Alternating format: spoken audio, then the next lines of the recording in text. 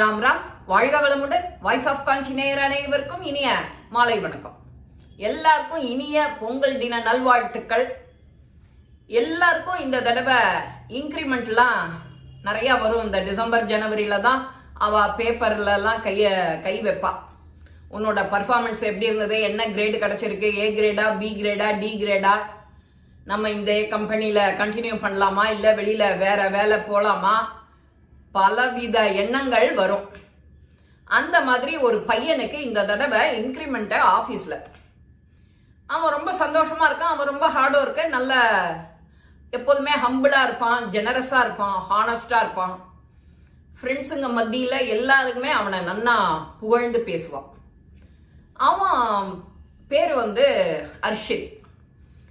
அவனுக்கு இந்த லைஃப் ரொம்ப பிடிச்சிருந்தது.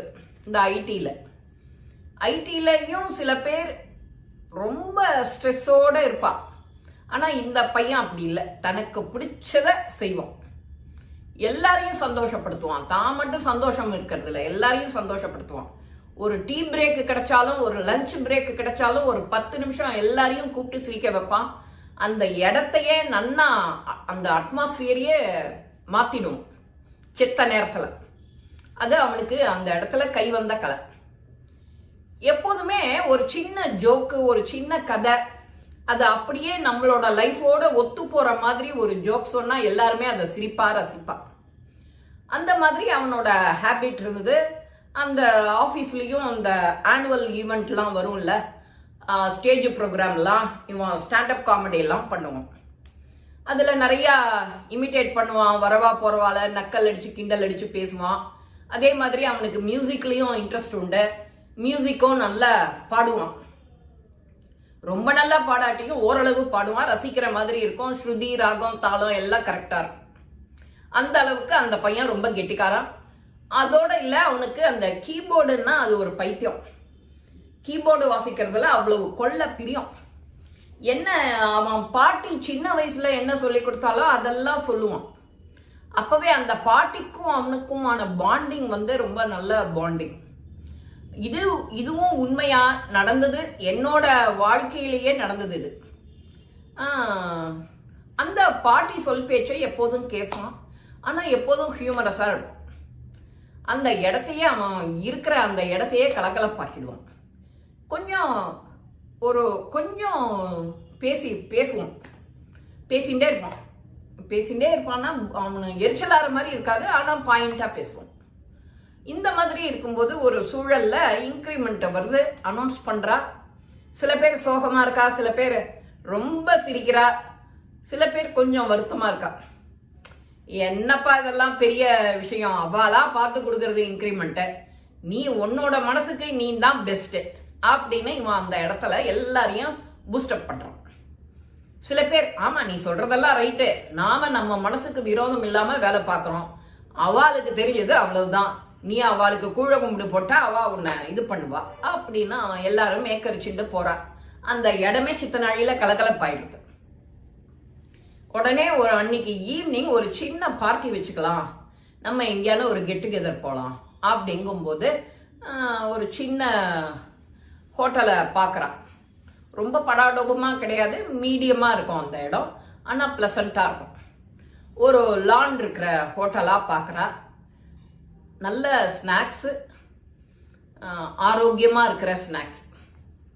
அந்த மாதிரி ஒரு பார்ட்டி அரேஞ்ச் பண்ணிட்டு அவ யாருக்கு பிடிக்குமோ அதுல 2 டிஷ் அதுல இருக்கும். ரொம்ப எல்லாரும் ஒதுக்குற மாதிரி இருக்காது. அதே மாதிரி இந்த ட்ரிங்க்ஸுக்கு பதில கொஞ்சம் வித்தியாசமா அவன் ஒரு கஞ்சி மாவு மாதிரி ரெடி பண்ணி அதைத்தான் ஒரு சூப்புன்னு ஒன்று கொடுக்குறான், ஒரு எனர்ஜி ட்ரிங்க்னு ஒன்று கொடுக்குறான் கடைசியில். அது அவ அம்மாவே பண்ணின அந்த ட்ரிங்க் பவுடர். அது அவன் அதை சாப்பிட்டு தான் அதை வளர்றான். இந்த மார்க்கெட்டில் இருக்கிற பவுடர் ட்ரிங்க் எல்லாம் யூஸ் பண்ணுறது இல்லை. அவன் ஹெல்த்தியாக இருக்கான். அவன் எப்போதுமே இந்த ஹெல்தி டயட்லாம் ரொம்ப கான்சியஸாக இருக்கான். ரொம்ப ஆயில் சாப்பிட மாட்டான், பொரிச்சது வறுத்ததெல்லாம் சாப்பிட மாட்டான். அப்பவே சின்னத்துலேயே ஸ்வீட் நிறையா சாப்பிட மாட்டான். அந்த மாதிரி கொஞ்சம் இதுவாக இருக்கும், ஹெல்த் கான்ஷியஸாக இருக்கும். அப்போ அவ அம்மா செஞ்சு கொடுக்குற அந்த ஹெல்த் ட்ரிங்க் பவுடரை அங்க அம்மா கிட்டேருந்து வாங்கிட்டு வந்து நன்னா 1/2 கிலோ 1 கிலோ எடுத்துன்னு வந்து அதை போடுறான். அது என்னன்னா நல்ல ஹெல்தி ட்ரிங்க்கு. என்னன்னா அந்த ராகி இருக்கு இல்லையா, ராகியை நன்னா முளை கட்டி அதை ட்ரை பண்ணி நைஸ் பண்ணிட்டு அதோட முந்திரி, பாதாம், ஏலக்காய், ஒரு சின்ன ஜாதிக்காய் ஒரு பவுடர், ஏலக்காய், பச்சை கற்பூரம், அந்த வாசனைக்கு என்ன போட முடியுமோ போட்டுட்டு கொஞ்சம் கோகோ பவுடர், அப்புறம் நம்ம ப்ரௌன் சுகர் ஒரு 2-3 ஸ்பூன், நிறையா ஓவர் ஸ்வீட் இல்லாமல். அது நீ வந்து ஃப்ரிட்ஜ்லேயும் ஸ்டோர் பண்ணிக்கலாம், வெளியிலையும் வைக்கலாம். ஃப்ரெஷ்ஷாக அப்பப்போ 1 வாரத்துக்கு ஒரு தடவை பண்ணி வைப்பா அவன் அம்மா. அவன் அந்த ஹெல்த்தி ட்ரிங்கை சாப்பிட்டுட்டு அவன் வேற எதுவும் சாப்பிட்றதில்ல. இந்த ட்ரிங்கை எல்லாருக்கும் கொடுக்குறான். என்னோட எனர்ஜியோட ரகசியம் இதுதான் அப்படின்னு அவன் அன்னைக்கு சொல்றான் எல்லார்கிட்டையும். நான் இப்படி இருக்கேன் அப்படிங்கிறதுக்கு இந்த ட்ரிங்க்கு காரணம், ஒரு முக்கிய காரணம். இதை பண்ணினது என்னோட அம்மா அப்படின்னு அவன் சொல்றான். எல்லாம் நாம ஒருத்தருக்கு ஒன்று செய்யறோம் அப்படின்னா அவ அதை சொல்லணும் பின்னாடி. என்னோட பாட்டி இப்படி இருந்தா, என்னோட அம்மா இப்படி இருந்தா, நான் அவ சொல் பேச்சை கேட்டேன்னு நமக்கு ஒரு அங்கீகாரம் கிடைச்சதுன்னா நாம இன்னும் கொஞ்சம் இன்வால்மெண்டோட செய்வோம். இது எல்லாருக்கும் உள்ளதுதான். ஆனா இந்த பையன் அதுக்கும் மேல போய் அவளுக்கு பிடிக்கிற மாதிரி ஒரு கிஃப்டோட வேற வரணும். 1 மாசம் ஒருத்தருக்கு ரொம்ப பெருசாலாம் செலவு, கிஃப்ட்னா என்னமோ ஒரு 5000 செலவு பண்ணணும், 10,000 செலவு பண்ணணும்னு இல்லை. அந்த பாட்டிக்கு அவ அம்மாக்கு என்ன பிடிக்குமோ அது ரொம்ப பிடிக்கிற விஷயத்துல ஒன்னே ஒன்று வாங்கிட்டு வரணும். இந்த மாதிரி அவன் அவளை டச் பண்ணிடுவான். அவ ஹார்ட் அப்படியே மெல்ட் ஆகிற மாதிரி. இவனோட பழக்கம் இப்படியே இருந்தது. இவன் ஆஃபீஸில் இப்படியே இருக்கிறதுனால அவனோட பர்ஃபார்மன்ஸு மேலே மேலே மேலே போயிட்டே இருக்கு. இந்த ரகசியத்தை தான் மட்டும் என்ஜாய் பண்ணாமல் தன்னோட கூட இருக்கிறவ எல்லாருக்கும் கொடுக்கணும்னு அவன் அன்னைக்கு அதை சொல்ல வந்த மெசேஜும் அதுதான். நான் இப்படி இருக்கேன்னா அதுக்கு ரகசியம் இதுதான். இதையும் நீங்கள் ஃபாலோ பண்ணலாம், எல்லாருமே சந்தோஷமாக இருக்கலாம்னு சொல்லலாம். சொல்லிவிட்டு உங்களுக்கு யாருக்கான இந்த ட்ரிங்க் வேணும்னா எங்கள் அம்மா கிட்டேருந்து ரெசிபி வாங்கி கொண்டு கொடுக்குறேன், நீங்கள் அவாவா பண்ணிக்கோங்க. ஏன்னா அம்மாக்கும் என்னதான் கவனிக்கிறா ஃபுல்லாக அப்படின்னா கூட அவளுக்கும் கொஞ்சம் ரெஸ்ட் கொடுக்கணும் இல்லையா அப்படின்னு சொல்லிட்டு எல்லாருக்கும் ஒரு சாம்பிள் பேக்கெட் கொடுக்குறோம்.